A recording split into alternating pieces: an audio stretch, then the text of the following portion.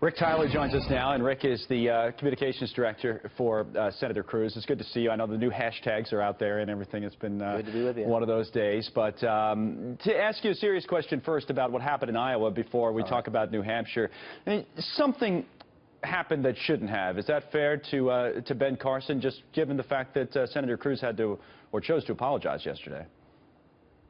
Well, let me go through what happened. Let me go through the facts.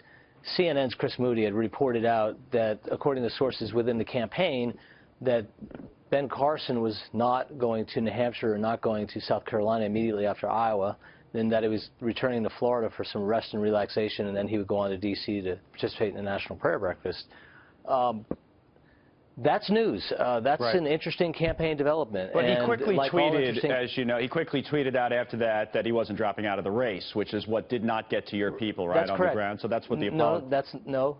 Okay. No, that wasn't, because we never indicated or intimated that Dr. Carson was dropping out of the race. It was just interesting to us that he wasn't going to compete, or it looked like he wasn't going to compete in New Hampshire, or wasn't going to be in New Hampshire. Look, this is a serious game. It's like if you go after the Iowa caucuses, if you all go to New Hampshire or South Carolina, that's news, because it's sort of like skipping the playoff game and expecting to go to the Super Bowl. It's just you don't do it. So.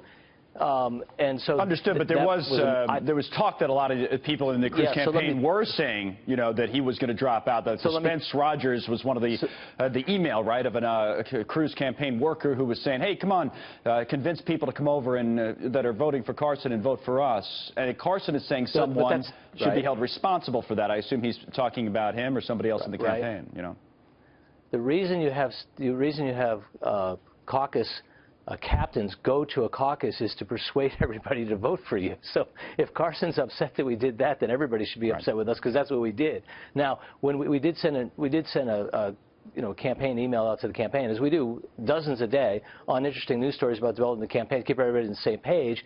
And this Chris Moody report was sent around actually after the caucus got started. In fact, I was watching returns when I learned about it, and so I don't think it had any change in the results, and nobody in the campaign suggested that Carson should drop out. I can't say that there wasn't one person who would have interpreted that as he was dropping out and said that, but nobody on the Cruz campaign and we saw the apology for that part of it, for the second part of it yesterday. Let me ask you about New Hampshire. Let me ask you about New Hampshire before, since we have you today.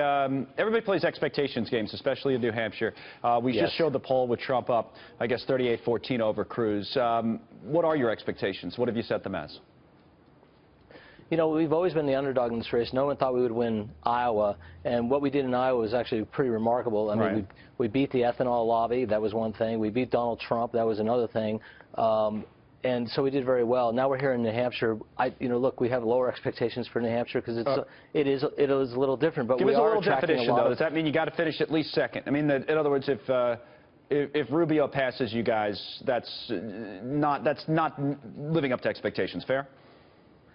I think it's the other way around. I think that Rubio now has set the expectation that he needs to win New Hampshire, but all the other establishment candidates, because this is where establishment candidates come to win. So Chris Christie has to win the state. John Kasich has to win the state. Marco Rubio definitely has to win. If Marco Rubio doesn't win the state, where would he win? And so that's the expectation. No one ever expected Ted Cruz to win New Hampshire. So look, we want to do well. We're competing hard. We've got a great ground game here. But I do believe the expectation now is that Marco Rubio needs to win the state. All right, Rick, thanks. We appreciate it with the Cruz campaign. Hey, you bet. Thanks a lot.